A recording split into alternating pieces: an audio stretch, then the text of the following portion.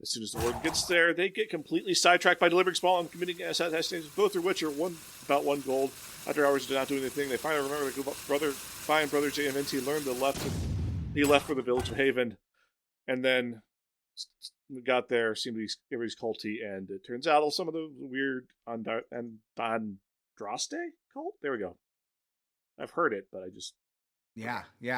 That was you failed, Matt. You failed. I failed. You failed. I can't do anything. I can't do anything fast. I'm a large man. You got cute. You got cute in the middle there. And then just you ran out of time at the end. It's fair. It happens to the best of us. It's all right. Yeah. I think it just kind of is what it is. And we'll just do better next time. We'll just we just improve and continue to improve. This is why we need Storm Rage. He's quick, efficient, and funny, as opposed to me, which is just sloppy, not funny, and just reads whatever's in front of me. All right, quick recap of who is who. We have Alistair. Alistair is a human Templar warrior. He's one of 2 Grey Wardens in Ferelden, the other being the protagonist of Dragon Age Origins. Alistair is an heir to the throne of Ferelden because his dad was king. His mom was a servant. Dog is our dog. Dog is a good boy. Dog is great against mages. Yeah, he is. Leliana is an Orlesian bard and chantry lay sister. That means she did a lot of crime and then went to live in a convent. And has a French accent. French accent. That's how that works. Morgan is a shapeshifter and apostate mage who we meet in the Kokari Wilds. Morgan's mother Flemeth insisted we take Morgan with us on our quest to stop the Blight. Sten is a Canary warrior who was imprisoned for killing a family after he lost his sword.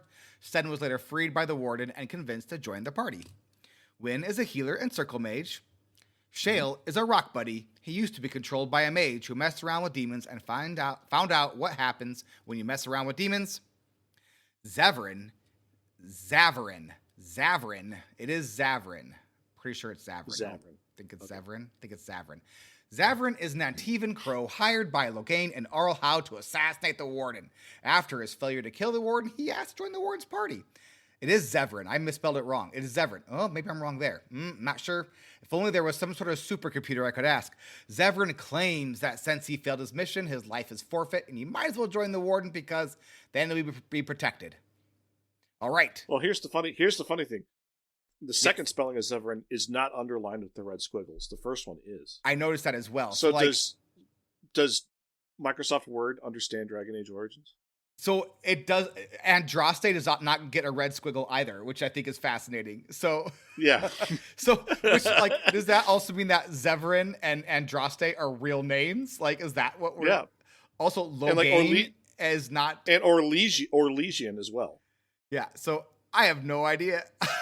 That is amazing. I have no idea. We also could go Google which way is right, but we're not going to do that. Let's head over to the Dragon Age recap. Duncan, are your men ready for battle? They are, Your Majesty. Thanks, Duncan. Exciting news, everybody. I'm going to switch up how I've been writing these recaps. Instead of using third person, which is like the warden did this or the warden did that, I'll be writing from a first-person perspective, which is going to be like, we went to this place and did that. Then we went somewhere else and did something else. I think it will be easier to read and write and also kind of make more sense from the perspective of playing the game. Maybe I'm wrong. Let me know what you think. I did find it easier to write these recaps doing first person instead of third person. Just felt less awkward. Maybe I'm wrong though. You all just tell me after I'm done with this. So, we begin with Brother Genetivi opening a magic lock with a magic key that doesn't come with any instructions. He says that he has come across these before and knows how to use them, but that each is different. The way we use them is to just feel when you have it right. Not gonna lie, this had a very, somehow, Palpatine returned feel to it.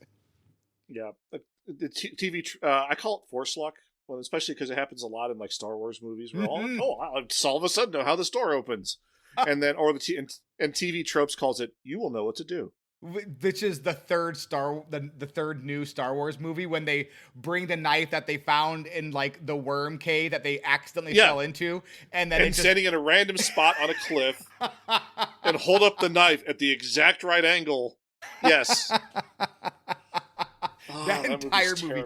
I am sure I have said it on the podcast before, but That's Sarah the worst Star Wars movie. was shushing me the entire movie because I kept laughing because I found it so funny. Like the entire movie from beginning to end was accidentally hilarious. It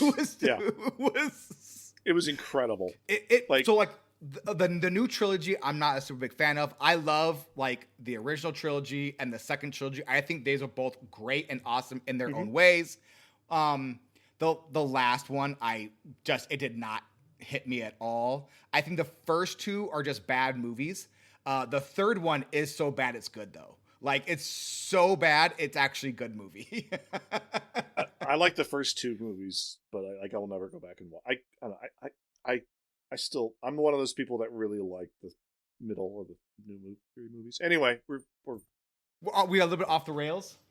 We're a bit off the rails. Okay, all right. So, yes, Dean, what would you like to say? Okay. Dean has something to say. Speaking to the microphone. But literally, like when they were recapping of what happened, like in the movie, they literally write somehow Palpatine returned. They don't even explain how he returned. You don't need to. It just happened. That is just not. They didn't even try. They didn't even try. I agree, Dean. Yeah. I agree. I think you know what that is. That is the episode title. They didn't even try.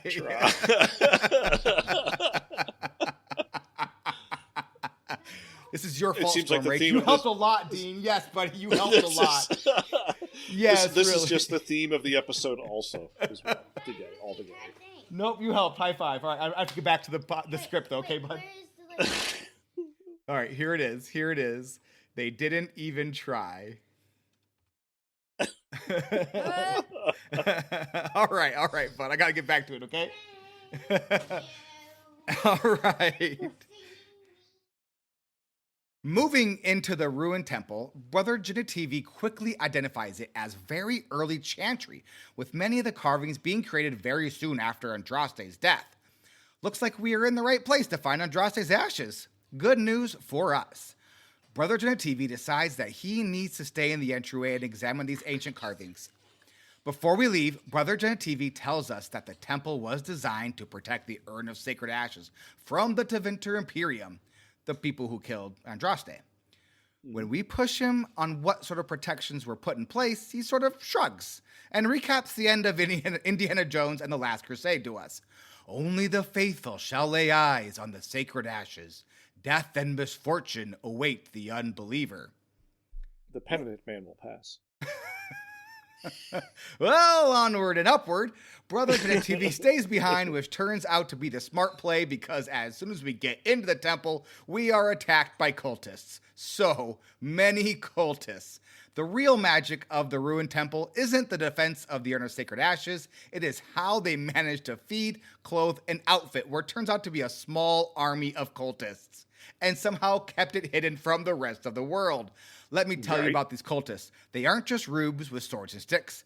They have a ton of mages, which isn't annoying at all. Not one bit. That's a complete lie. It was actually really annoying. Magic in this game is really annoying. Rule 1 of Dragon Age Origins, find the mage. Rule 2 of Dragon Age Origins, kill the mage. No, just kill the mage. Don't even try to find it. They're somewhere. They're just gonna start looking around. That's why you bring Dog along. Dog is so good Exactly. at it. His dog is super fast and has that charge ability, and then it stuns them and the mage falls down and they're super squishy. Dog is awesome. I also have given Wynn the Stone Fist spell, so as soon as I find a mage, I have Wynn hit them with Stone Fist, and then I have Alistair chase them down and like just dual wield them when they're on the ground. That's what I'm doing. So this temple is huge, like really huge. It is built directly into the mountain, so it is covered in ice and snow, with some parts of it becoming impassable because of cave-ins. It's not really a maze or a labyrinth, but it is a very RPG feel to it, where you have to make sure you search every nook and cranny because you never know what cool thing you might find. Okay, so it's mostly just vendor trash, books to fill up your codex, and gifts we can give our friends to buy their friendship. That and cultists. Many, many cultists. Okay, actually, do you remember like 1 minute ago when I said this isn't really a maze or a labyrinth? Well, I lied. You are basically forced to search every nook and cranny to find a key to unlock a door. There are 2 locked doors. The first key you find does not work on the locked door to move on to the next part of the dungeon. No. You have to backtrack to the first locked door you found in one of the side passageways.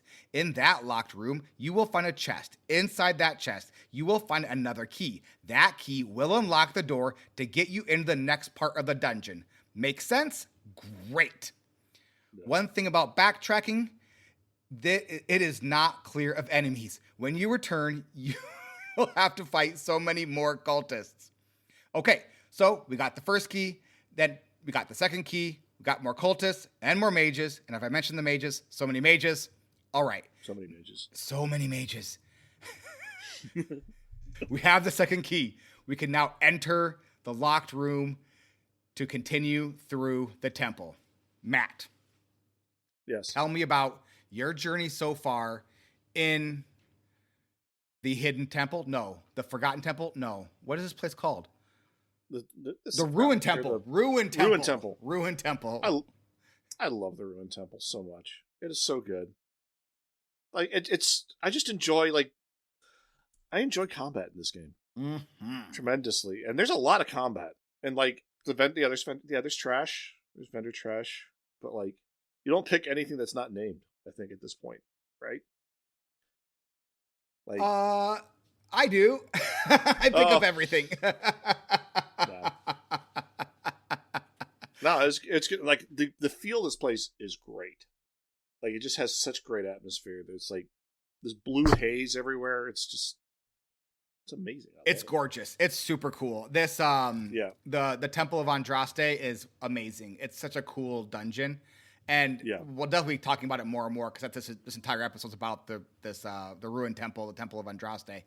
It's fantastic, and you enter it, and it immediately like sets just a really cool like.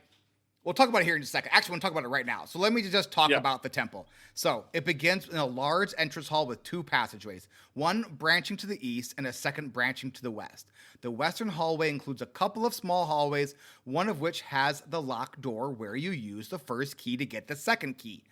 North through the entrance hall is a large central chamber. There are 4 exits from that chamber, one to the south that takes us back where we came from, a second to the east that is full of cultists, a library and more cultists, a third to the west that is a dead end because the ceiling collapsed, and finally to the north where you use the second key that you got from the lock room by using the first key. So just a quick recap, you get the first key and then you have to go backtrack to get to the locked door that you find and you can't even pick, and then you go in, you get the second key, and you go back out, and all the while more cultists keep showing up. Very Mass Effect in that way. Yeah, they just like spawn out of nowhere. It's great. Yeah, I mean they literally they do. You just like spawn. You like return to places where they weren't there, and they're now there. Yeah, it's like presumably they're coming from outside. Is my kind of like headcanon there? Is that they're coming from outside and coming back in? They just showed up at a pure will. Through the grace of Andraste. Exactly. All right. So hope that made sense. So here we are. We are in the Inner Sanctum. The Inner Sanctum has more cultists to kill, so we kill them. We also have to fight a bunch of ash wraiths. What is an ash wraith? Great question. Upon getting to the top of the stairs, we find a brazier that magically lights on fire as we approach. I think we actually kind of like click on it and something like we picked up like a candle earlier. I think that's what actually does it, but it just feels like there's like an oil or there's like an oil or whatever that like spontaneously combusts and starts the fire. Yeah. It's like some random trash that you pick up like actually ends up being important and it does the thing. Yeah. When we examine the brazier, we learn that an ash wraith is the soul of an Andrastian disciple who has willingly undergone self-immolation in order to serve as a guardian for her resting place. Here is an excerpt from that codex. That's a lie. It's the entire codex. The brazier that stands atop the stairs in the great hall of our temple has always been something of a mystery to us. This is the brazier that created the beings we call the Ash Wraiths. This is where Andraste's followers immolated themselves and became the eternal guardians of her temple. I have painstakingly pieced together information from old books and from the tales and half-truths passed down to us by our forefathers. I believe I now understand the ritual used to create the wraiths. The brazier was lit with a consecrated taper, its flame taken from the everlasting fire that long ago consumed Andraste herself. The chosen disciple would fast and pray for weeks, taking into his body nothing but a sip of water a day. When the disciple was finally ready, he would place in his mouth a flawless black pearl and step into the flames. In ancient Tevinter, black pearls were thought to be magical, able to stop the soul from passing through the veil when held in the mouth at the moment of death. Thus, Andraste's disciples consigned themselves to the eternal flame. They became dust and ashes and rose again and again to protect the most beloved of the Maker. From the Journal of Father Colgrim. Weird. Yeah, totally weird. Totally normal thing to happen. Completely normal thing. Completely total normal thing. Oh, well, onward we go into a trap, but with ballista this time. Fun. Oh, yeah. There's actually 2 ballista, and they're facing towards the middle. And if you trip the tripwire, the ballista fire at you. It's great. I hope there aren't any more traps up ahead. Spoilers, there are a lot more traps up ahead. Also, more Ash Wraiths, which we now know are former cultists, or current cultists in Ash Wraith form. Unclear. Are they mages? Kind of. Always a mage. We keep fighting and fighting until eventually we end up in some caves and we get to fight something new. Do you want to guess what that something new is? Go ahead. I'll give you a second. Did you guess Dagrons? Because it is Dagrons. We have to fight Dagrons. Dagrons and traps. The cultists set traps and then set juvenile dragons after us. Dragons after us. Oh. Oh, and more mages. Are you asking where they are getting the dragons? That's a good question that we find out pretty quickly. They are getting them from some sort of hatchery that they have set up. They are breeding dragons, hatching them, and then fighting alongside them, which is, of course, a totally normal thing to do. I hope you like fighting dragons, because you are going to fight a lot of dragons. First, we fight dragonlings. Then, we fight drakes, which are like horse-sized dragons. You get drake scales from these guys. I bet that will be useful later on. That's a surprise clue that'll help us later. Do you know what the drake scales are used for?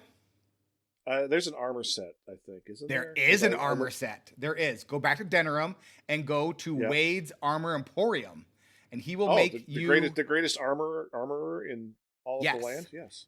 You will have the option. He will say, "I'll make it to you for free," or you can just give him money. Give him money and he will make the better stuff. So you go there, you give him the money, he makes okay stuff, and then you leave, you go and do something and you come back, and then you give him the second set you have, so it's 3 drake scales per set, and then he'll make a really good set. And then if you get, we'll talk about that in a second. So we keep fighting more and more dragons and more cultists until we get out of the caves and into some sort of great hall. There is a pretty neat fight where the group gets attacked from both the front and behind, with some drakes attacking the back line. After this fight is over, we get a neat little codex where we learn that drakes are male dragons. It goes on to say that drakes never turn into the behemoths of legend. Once a drake is fully grown, about the size of an American bison, they seek. That's my own. I said that. That wasn't in the codex. I just kind of, that's the size, how I sized them. I mean, okay. They are, though. They're about a bit longer, maybe, but like as far as like height and girth, I think it's a good description. And they have wings.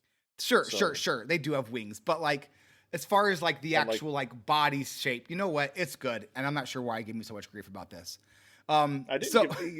You're good. It works. They just have wings.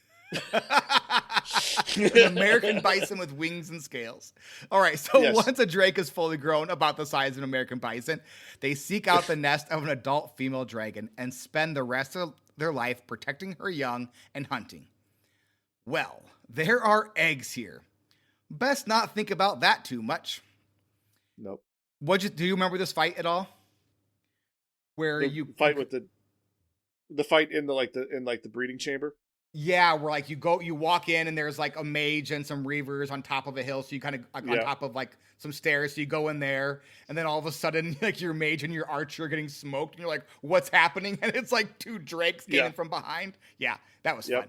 That was super fun. It was really fun. I did enjoy that fight quite a bit. I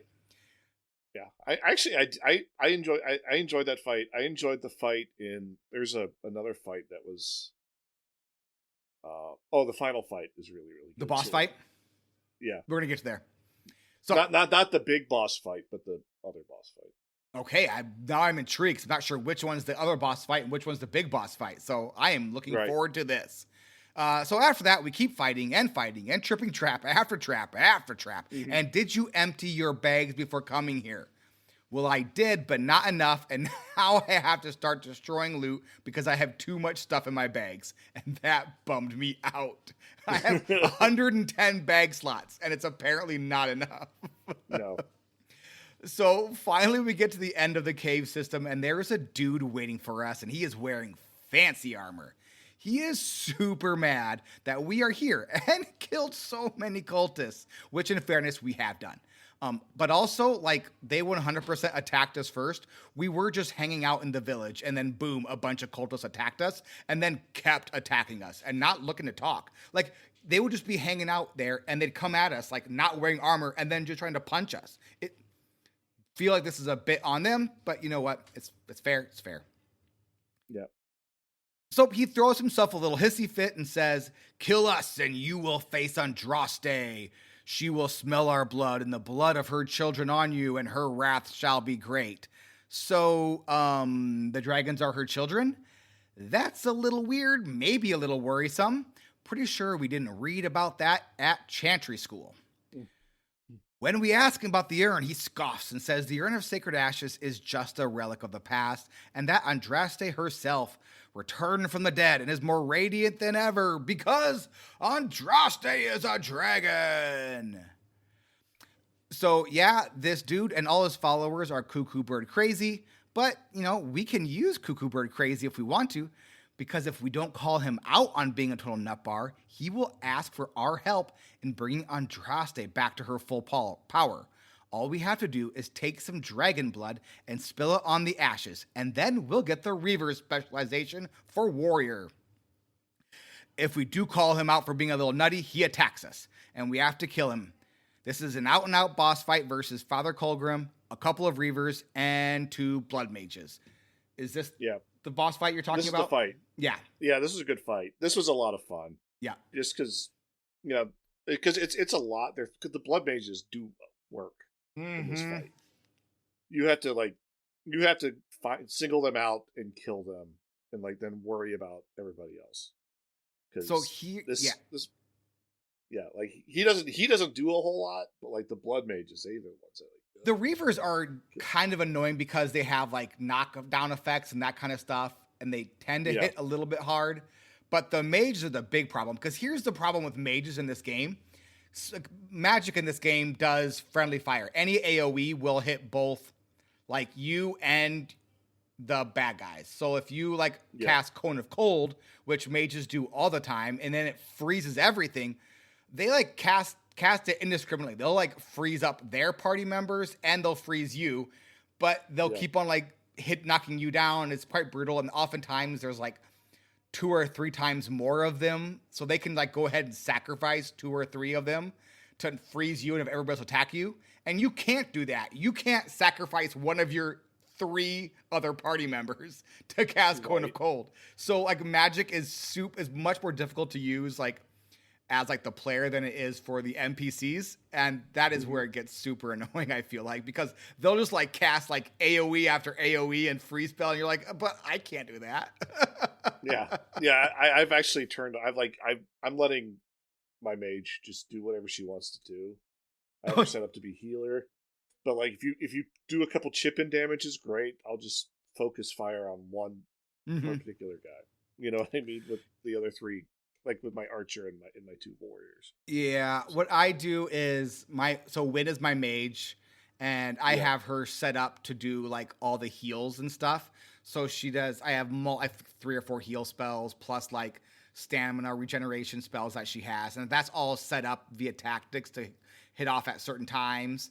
And then if I need her to do a damage spell, either like an AoE or Stone Fist to knock down a mage, I do that manually, so she doesn't like waste her like magic on like DPS. Yeah. And if you go far enough down like the mage spell tree, like there is a like your auto attacks do more damage, and so I've got down to that point now. That's been working pretty well for me. So yeah, I usually use her to like spot res, because sometimes like she's really good to spot res, and just like, okay, he's back, like they're back in the fight, and they can actually continue. What I like about this game, and that continues to the next 2 games, is that the res is an AoE. So like if like both of your, like say you're like your tank and your warrior both, like your DPS warrior or your DPS rogue both go down, you can usually hit them both with the same res spell, which is pretty sweet. Yeah, that's pretty nice. Yep. So after we loot Colgrim's body, we find Colgrim's horn, which says, "Sound this horn on top of the mountain overlooking the village of Haven to summon the high dragon that he believed to be Andraste reborn." I added that last bit, but that is true. We exit the caves to the top of the mountain, and immediately a high dragon takes a little fly around the mountain and then takes a little snooze on a cliff. We have the option here to sneak past the high dragon, no muss, no fuss, or we can blow Colgrim's horn and fight the dragon. Matt, what did you choose? I am a chicken. I just ran right into me. I was like, nope, not dealing with this. Not gonna try. I'm scared. I'm a scared little boy. I didn't drink the blood. I'm not gonna fight the dragon. That's funny.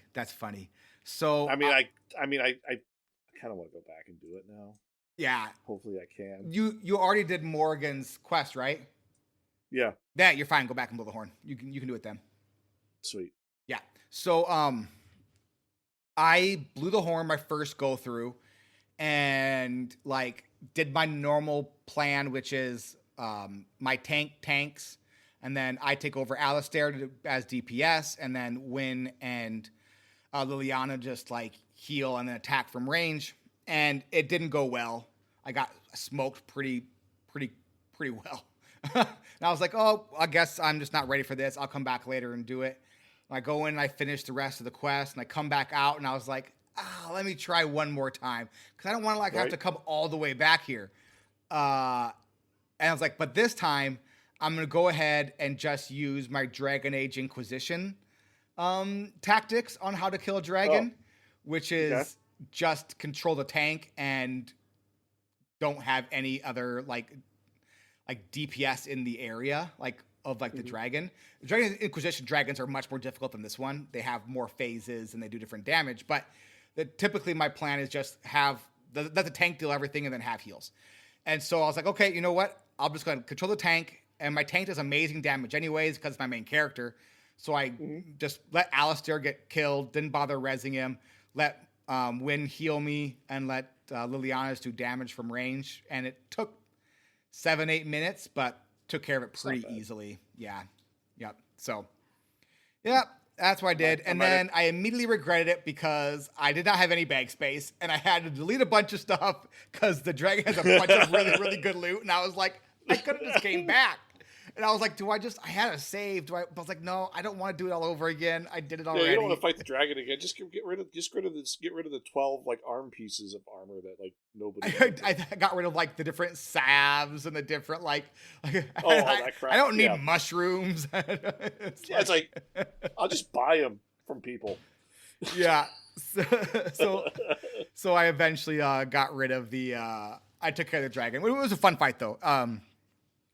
The cool thing about Dragon Age games is when you do get to fight the dragons, they are big fights, which I love about the game. It's like Especially when you get to Inquisition and you have like all the difficulty stuff like maxed out. The dragon fights are super hard, and that's a lot of fun. Are there more dragon fights in this game, or is this the only one?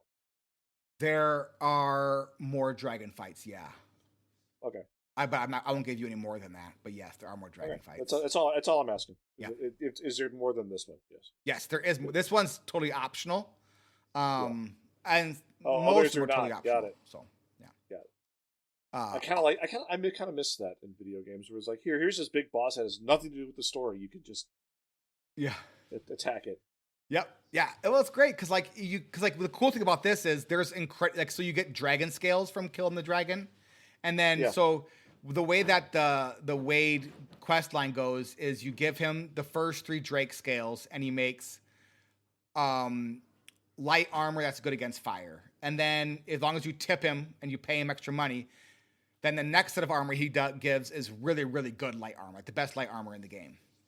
And then if you have dragon scales, after you do both Drake scale lines, if you have the dragon scales, then he will make dragon armor, which is the best armor in the game.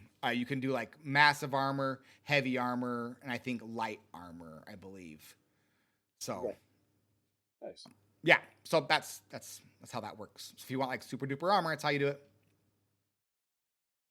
So once inside the temple, we find the Grail Knight. I mean the Urn Guardian.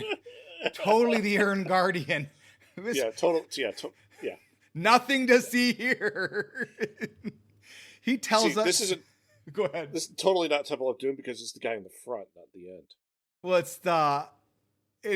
Well, he's at the end though. He's at the end of the dungeon. Like nothing more matters, but we've already done all the stuff. There's still stuff to do, but none of like the fighting stuff. So he tells us that he is guarding the ashes against the Tevinter Imperium, which, isn't something we worry about much anymore in Ferelden. He says that the cultists we fought on the way up here used to be guardians like him, but now they've all gone nutty. My words, not his. And he is the last guardian. He says his life is tied to the ashes, and as long as they remain, so will he. Again, also, nothing to see here. Yeah. We have to prove ourselves worthy to honor Andraste, probably by throwing sand onto an invisible bridge or ducking under some sort of circular saw trap, maybe. The pendant man will pass. Yes, the penitent man will pass.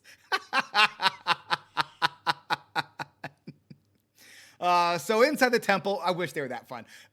Into the temple, we find they're kind of a bust. I'm not gonna lie, it's like nothing super interesting here. Inside the temple, we find 8 spirits. Go ahead. What? But before you go in the temple, 3 of your characters get a nice little therapy session with the knight. Oh, they do. They do. You're right. Like,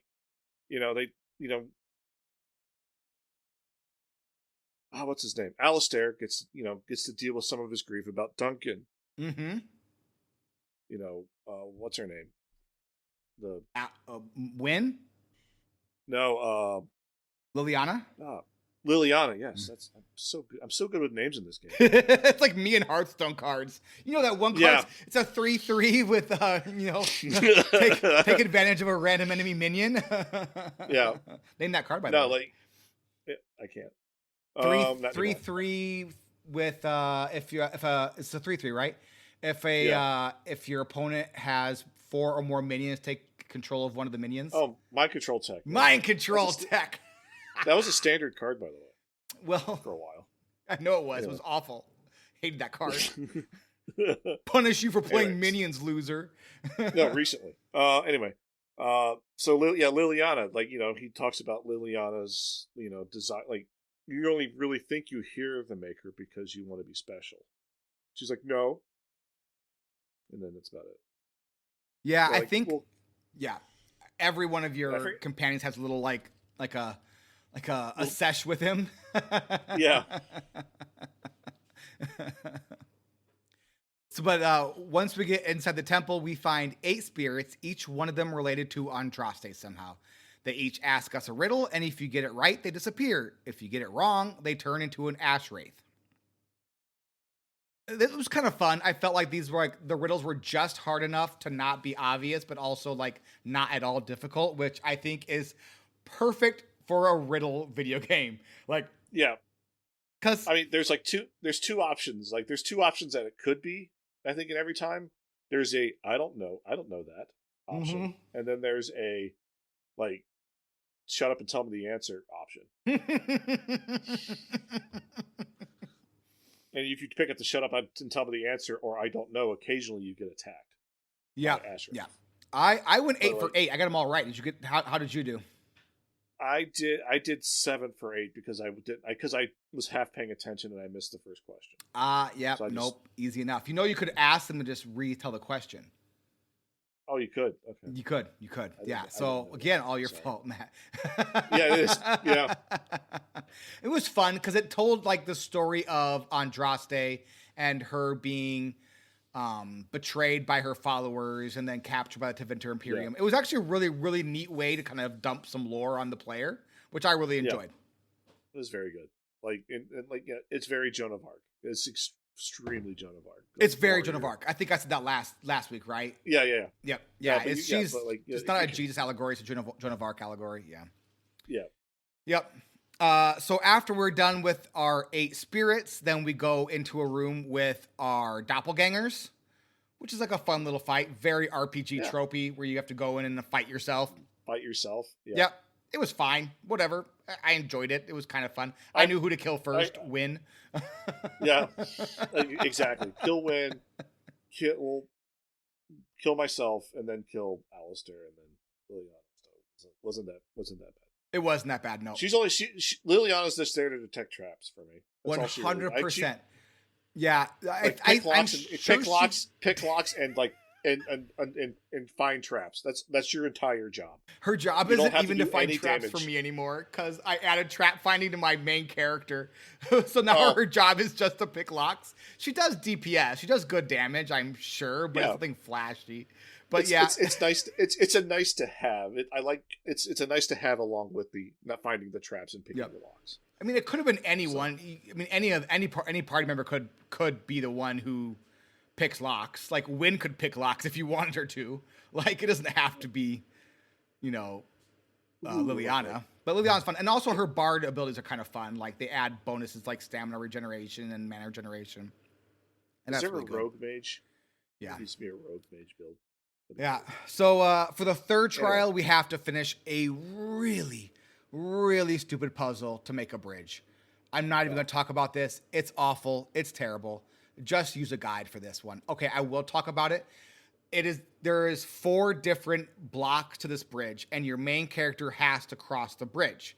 And you have your other 3 characters have to go step on one Panels. of 10 different buttons. Yeah. And like 2 of the buttons when pressed will make one of like the bridge slots fully able to be stood upon. Yeah. And Or, like what? Yeah. Yeah.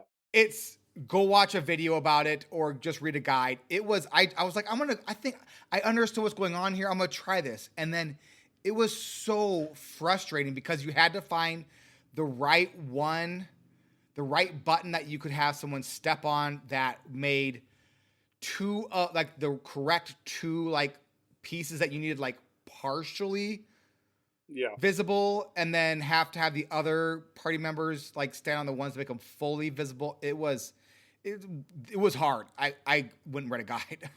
I mean, kudos to you if you finish on your own. Maybe I'm just slow, but This is the first time I've used the like individual like move a player mode. This is the only time I've used that. yeah, Is for this stupid puzzle. this puzzle was hard. Did you do it without a guide? No, I was like, as soon as I got into the room, I'm like, all right, where's a guide? I'm like, I didn't even want to try to figure it out. I'm like, no, I'm not in the mood. Nope, that's fair. Completely fair. It's like I will do puzzles. I will do puzzles when they're well done. This one's not well done. It's not well done. No, like it was almost well done. It was almost well done. It just like it needed some sort of like visible guide on the buttons as well. Like I felt like if the buttons had some sort of like something to it that made it a little bit more obvious what was like how to like do, I don't know, like a visual guy. I don't know. I found it really difficult. Can I push blocks into a corner in a way? Like I just want to do like a block puzzle, like a Zelda block puzzle instead. It's fair. It's fair. You know what I mean? Yep. And for the last trial, we approach a wall of fire with an altar in front of it. The altar reads, "Cast off the trappings of worldly life and cloak yourself in the goodness of spirit. King and slave, lord and beggar, being born anew in the Maker's sight." And then we are given the option to take off all our equipment and walk through the fire in our underwear and take a pinch from the urn of sacred ashes. Huzzah. But wait, did you want to be a Reaver? Well, if you did, then you had to defile the ashes with the blood of the dragon. Well, I hope you didn't bring Wynn and Leliana along with you, because if you did, it's about to get messy.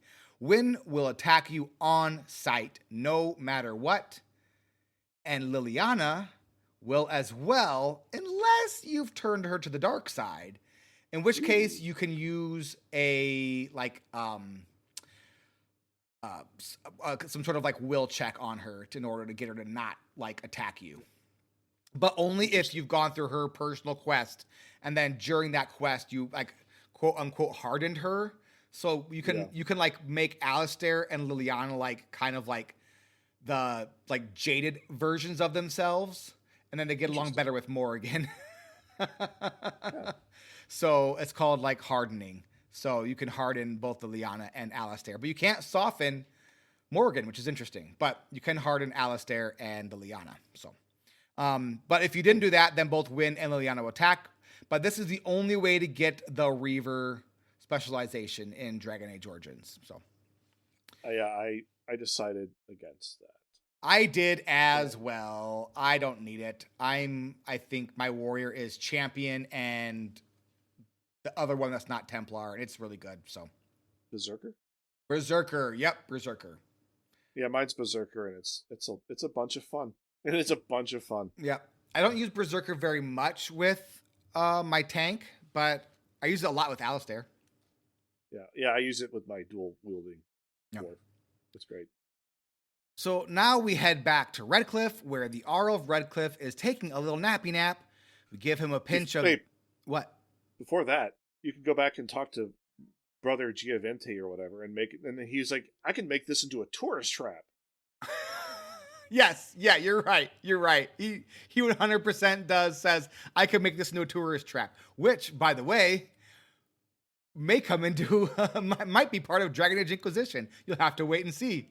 Oh, yay! All right, we head back to Redcliffe, where the Arl of Redcliffe is taking a little nappy nap.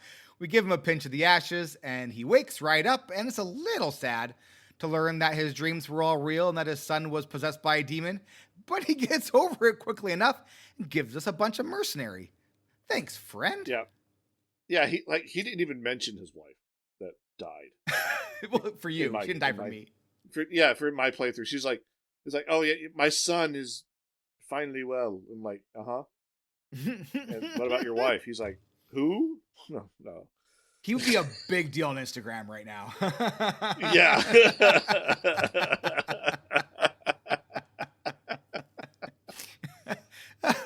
All right, Matt. So that is it for the Temple of Andraste / the Haven / the Ruined Temple, I believe is what it's called in game. The Ruined Temple. I believe I'm just calling the Temple of Andraste. What did you think about the whole shebang? How did you feel? I love this section. This section was great. Like, the combat was paced very well. It was difficult enough, but it wasn't, like, overly difficult. Maybe this is where I'm at with the game. And, like, the choices were cool. The choices were really cool. Like, do you defile the ashes of Andraste if you're a real jerk? Or do you, like, go for, Brother Giavente, you really should just not tell anybody about this place. Is that what you did? No, I told him, like, do what you need to do. But there is an option where, and I think because I did this on accident the first time, where I killed him. Brother Giovanni? Yes, because he was going to tell everybody about it. And so instead of, I just picked the. I was like, he really shouldn't. Then he like starts fighting me. There's like a cutscene where you just like smack him and he dies. It's really funny. And nobody likes you. That's except for unless you had super duper funny, Matt. Yeah. So I was like, no, I'm not. I'm going. Let me reload that save just before I walk out the door. And it's like, yeah, go do what you need to do. I'm out of here. I love that so much. Oh my goodness. Yeah. So it's great. I really enjoyed this section. Like, you know, you can be a real jerk. There's very Temple of Doomy, but it's Last Crusade. It's very Last Crusade. Last Crusade. Yep. There's some Temple of Doom vibes too with the mostly Last Crusade. Yeah, mostly Last Crusade. It's great. But yeah, it's good. Doom. It's a lot of fun. I enjoyed it. It is a lot of fun. I actually didn't even know about Colgrim giving you the option for Reaver until I was going through and writing the recap up and reading through like the guide and how everything works. Yeah. Because I just thought he was such an idiot that I was like, wait. Yeah. Do you think the dragon is on Droste? And he's like, it is. And I'm like, no, it's not, you dumb. And he's like, attack! And I'm like, oh, well, this is what you get. Oh, it's great with it, like, because you can question and be like, okay, tell me, break this down for me, guy. How does this work? What do you need for me to do? And like your other party members are just like looking at you, like, why are you even talking to this idiot? If you bring the snarky party members with you, they'll be like on board with it. So I think it's like Shale is like down with it, Sten is down with it, and I believe Morgan is down. Maybe Shale isn't, but Morgan is for sure, and I think Sten is as well. They're both down with like, yeah, whatever, pour the blood on the ashes. Let's get on with this. Yeah, exactly. I'm using the guide because that's how I think even like Wynn leaves your camp, and I think what's her name? Leliana will as well. Both Leliana and Wynn will leave. Yeah. Yeah. If you pour the blood, if they're not in your party. Yeah. So if they're not in the party and you go back to camp, they'll leave camp, which I think is super cool. Yeah, that's super awesome. I wish it was for something more than just a specialization that really isn't that big of a deal. Yeah. The specializations become a much bigger deal in Inquisition. I'll be honest, like in Origins, they make combat a little bit easier, but like if I didn't have them, I don't think it'd be that big of a deal. I don't use the skills that often. I only use the main dual wielding skills. I use Crusader. You probably would as well. The Crusader skill line has a shout that like just like a big AoE knockdown effect. It's really good. Oh, okay. Yeah. I don't know. Maybe I'll jump on that one. So that's what I used the most for it is that AoE knockdown. It's like whenever like my tank is like covered with like has like 3 or more, just a big AoE knockdown. It works out really well. So yeah. So I'm a little hungry. You hungry? Go knock a sandwich. I'm hungry. Taste my grilled cheese. Oh, munch. Oh, it's like Storm Rage is here. Right? Hey, Matt, what is our first good? Finding a key that unlocks a door, or you find another key to unlock another door, is peak CRPG. It really is. Like, you just find this chains of keys that you need to follow around. I don't even think it's the only time this happens in the game. I think this happens a couple more times. We have to find a key to get into a room. And then the key that you need to get somewhere else is just like hanging out in that room that was locked. It's just, I just sitting on a love table. Kind of just love it. It's so good. Yeah. And like not in a way that like makes sense, like from like a headcanon point of view. Like, okay, the key that you need to get into a certain place is in the warden's bedroom, and so you have to go kill the warden to get the key to his bedroom to therefore get the key to like a cell. That would make sense, right? It's not like that. It's like the key is just hanging out in a random chest in a random room in a hallway. Yeah. Like it's you think these cultists, they'd have access to whatever they needed to go with whatever keys they had, right? Keys they had on them. Like, it was that important, they can get in. Like, why would Yeah, like the key to get into like the inner sanctum, I could see that door being locked. But like the key that you need to get into just being like in a random chest in a random locked room or random locked hallway. Or, it's a hallway. It's not even a room. It's so nonsensical. Or even like you can't this lock can't be picked. Okay, fine. Can I break it down? No. Yeah, which is the only time it's like, oh, this is a plot thing. It's a wood door. I've broken down wood doors before in this game. Or if you have max lock picking, right? You have max lock picking and there's a door that is clickable but that you can't unlock. Okay, I'm like, oh, this is a plot. Better go find that key, which is what happened for me. I didn't even know what was going on. I was like, oh, this is a plot thing. Go find that thing. And then, so I didn't even notice what was happening because I just meta'd it. So, yeah. Yeah. But it's funny. I enjoy it. I think it's a good first good. I've got the not so good, and the not so good is like maybe don't be quite so inspired by Indiana Jones and the Last Crusade. Just like a little bit less inspired. I mean, come on. It's a really good Indiana Jones movie. It is a really good Indiana Jones movie. That's fair. I mean, nope, you're right. So like, why not take the best part of that movie? Which there's some good parts of the movie. That's honestly that whole sequence is the best part of the movie. Yeah, it really is. And you know what? So it works in this context as well. It's not like it doesn't work really well. It's just like the only part that didn't work well was the stupid bridge puzzle. Just like, let me throw some sand on it. Right? Make it if it was okay, my biggest problem with it, I think I've had a chance to think about it again. It was like the bridge pieces would just appear when you stepped on something randomly. It would just be like, you step here, this part half phases in here, and half phases in here.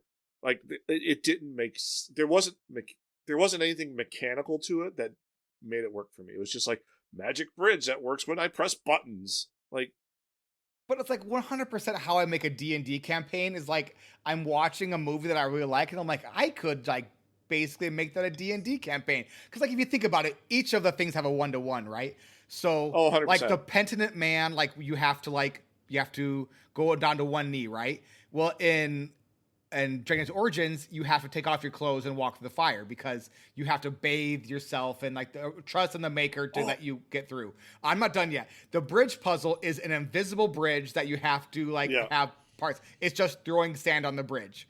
And then you have the Grail, which is, knowing like the lore of Jesus Christ, right? That is very much the 8 spirits who ask you questions about Andraste. There's a 1-to-1 correlation with each step of and then the choice like you have to make with your friend from the beginning of the game, right? Because they show up at some point, don't they? I had the rogue guy that he showed up and I had to like talk him like, no, you're not real, like where he like you left me behind. You're a terrible person. Oh yeah. I did forget about that one. You're right. Yeah, but that was in there too. So it's like you have to like do your own little bit of self therapy there. It is very very much formulaic Last Crusade though. Yeah, it is. But it worked. It worked for me. I enjoyed it. I enjoyed it immensely. Like I have it as a not so good, but I enjoyed it immensely. Like this is one of like it's a super fun part of the game. I also get the best good, and the best good is what I just said. The entire dungeon of the Ruined Temple is fantastic. The difficulty in the story ramps up room by room. First, you have a few cultists. Then you get these crazy reavers along with some mages. Then you get a bunch of lore. Then you get the ash wraiths. And then more mages and more reavers and a big boss fight with the mages and the reavers. And then it caps off with a giant fight with a dragon that they think is Andraste. It's like really is an absolute ton of fun. And they have a bunch of lore through codexes and lore dumps and that kind of stuff. I love it. I love the Ruined Temple. It's one of the parts of the game that like really stands out. Like even after I haven't played it for 3 or 4 or 5 years, like it stands out, especially that dragon scene because it's so cool. I can't wait to go back and fight the dragon. You definitely should go back and fight the dragon. I think you can even get there pretty quickly. Actually, like you don't have to go through the whole temple again or anything. Because like the entrance is like now on my map. Right? Yeah, so that ruin, that cave in, that from the very beginning, that's where you go in and out at, I believe. I think that actually becomes an entrance and exit into the top of the mountain. Yeah. So Matt, what did you like? Or what are you liking so far? Well, the main storyline is fantastic. Oh, wait, I forgot to press the button. Oh. He asks each traveler 5 questions. 3 questions. 3 questions. 3, that's a magic number. I will ask myself 3 questions. All right, Matt, what are you liking so far? What am I liking? I really liked the Ruin Temple. The Ruin Temple was just great. I mean, we talked about it already. It's just amazing. I chickened out on the dragon. I was Sir Robin there. I don't want to deal with you. Not yet. I'm too frightened. I hope I can come back and take care of it because I really want to. It's a lot of fun. What are you liking so far? The dungeons, like all the dungeons, like even when they're not dungeons and it's like, say, a Brecilian forest, like the locations are super duper fun. They're all very thematic and they tell story, like the story of the theme through like the different little like side quests or like little bit like the whatever you're fighting kind of tells the story of that area and it really like introduces the world in a really interesting and fun way. Like I've said a bunch of times, like the main character of the Dragon Age games isn't like the Warden or the Inquisitor. It is like the land of Thedas, and this is a great introduction to the land of Thedas, which is the main character of these games, which I don't think EA and BioWare really understood when they made the last game, but it's fine. We'll find out when we get there in a few months. A lot of months. It's gonna be a lot of months. It's gonna be a bit. What are you struggling with, Matt? Having time to play. It's been busy here. Life is getting in the way. Work is really getting in the way, and I just kind of want to just chill and play Dragon Age, but it's been difficult to find time. Mm-hmm. Dan, how about you? Inventory management. These longer dungeons makes it hard to loot everything. So you get a lot of these salves and crafting materials that you always think you're going to use, but then you never really have to use.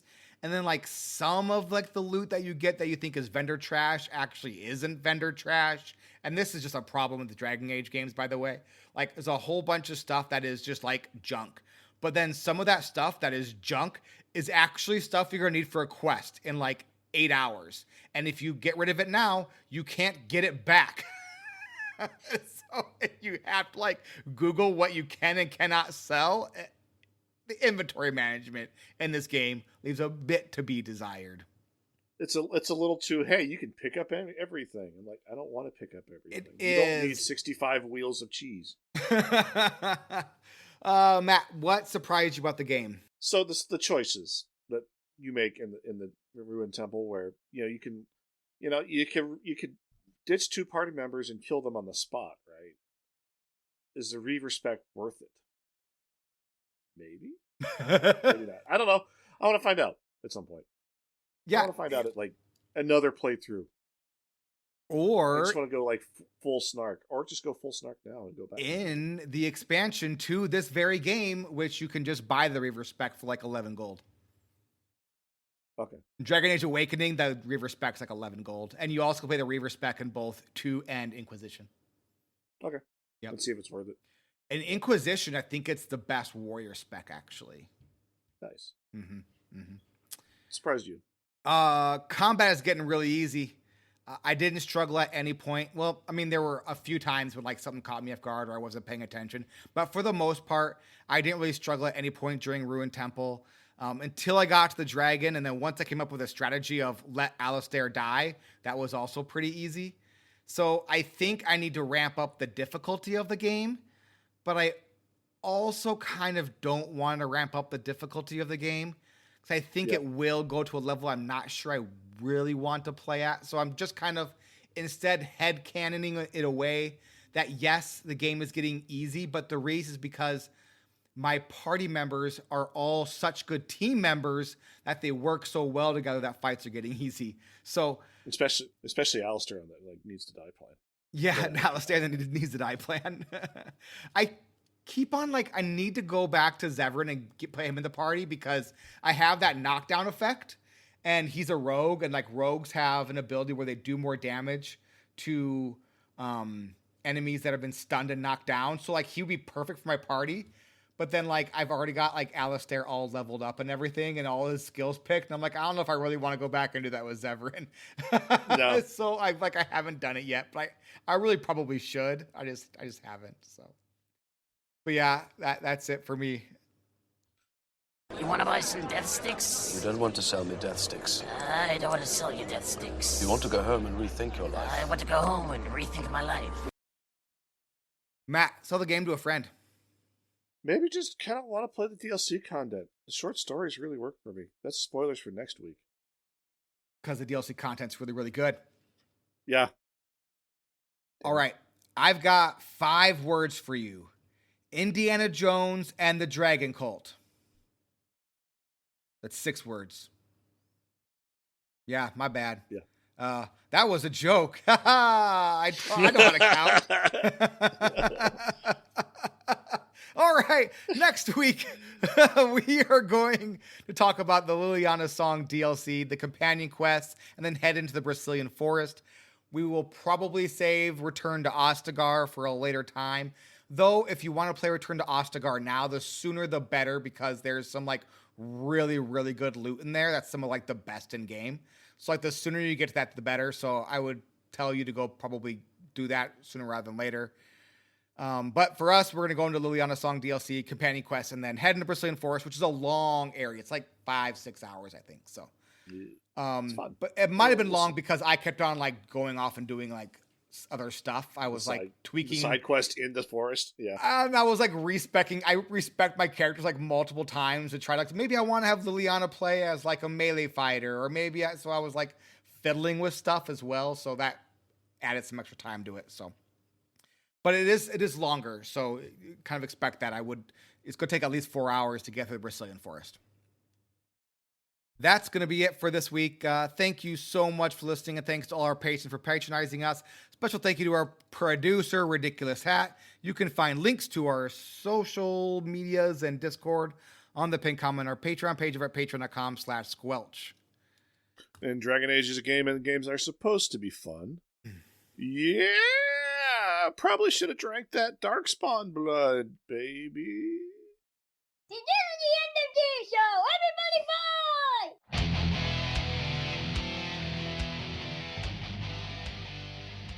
Though it wasn't really Darkspawn blood, was it? It was something else. It was modified Darkspawn blood, right? Or something like that? Okay.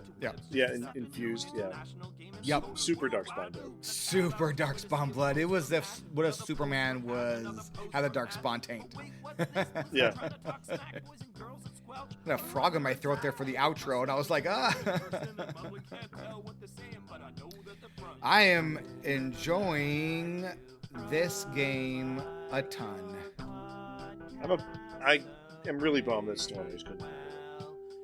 I am really bummed. But kind of contributed to I don't really want to play now, but I'm playing because it's fun. It's a good game. It is a really big bummer that he can't play, because I really want to play Awakening, and I'm hoping he can play Awakening maybe, as long as he doesn't use his character, because you can do a fresh save, a fresh character, and then do Awakening. Yeah, so I'm hopeful that he'll be able to play Awakening. That's what I'm hoping, so that he'll be able to join us for Awakening, because like I've said a bunch of times, it leads into 2. I've never played Awakening.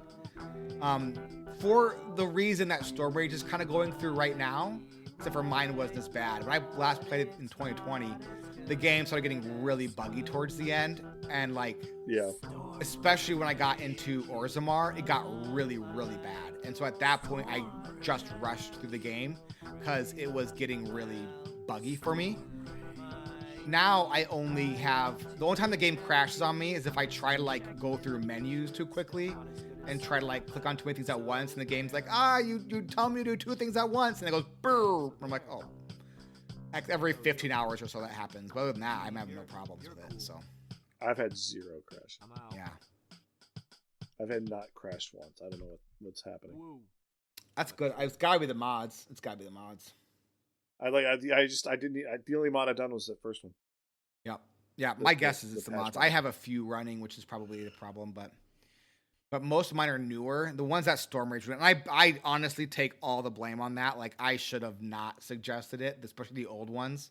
I should have said don't do it because I knew how buggy the game could be.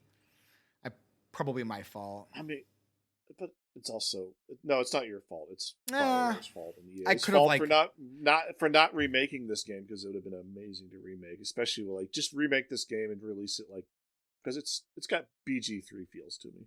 It's got like that kind of level of feel. It was a great game. The BioWare, man, like, they made good games until they didn't anymore. Yeah. Have you gone and read any of the drama of like that's getting like aired out? That dirty laundry is getting aired out after this most recent game. Oh my gosh, so much dirty laundry of old BioWare devs coming out and being like, yeah, EA and BioWare it's like EA has never liked Dragon Age. In fact, they used to just move us off the team and have us do other things whenever it like suited their needs, and they always gave Mass Effect whatever they wanted, but it was like fighting tooth and nail just to get to complete a game, and so it's like. Yeah, it kind of makes sense. I mean, it's unfortunate. Kind of checks out from what we can see, but it's like a great game, so it's very frustrating. All right, I think we're taking off, friends. No After Dork this week because it's Monday and it's getting late. So, yep. But thanks so much for hanging out. Thanks for listening, and we'll talk at you again next week. Goodbye.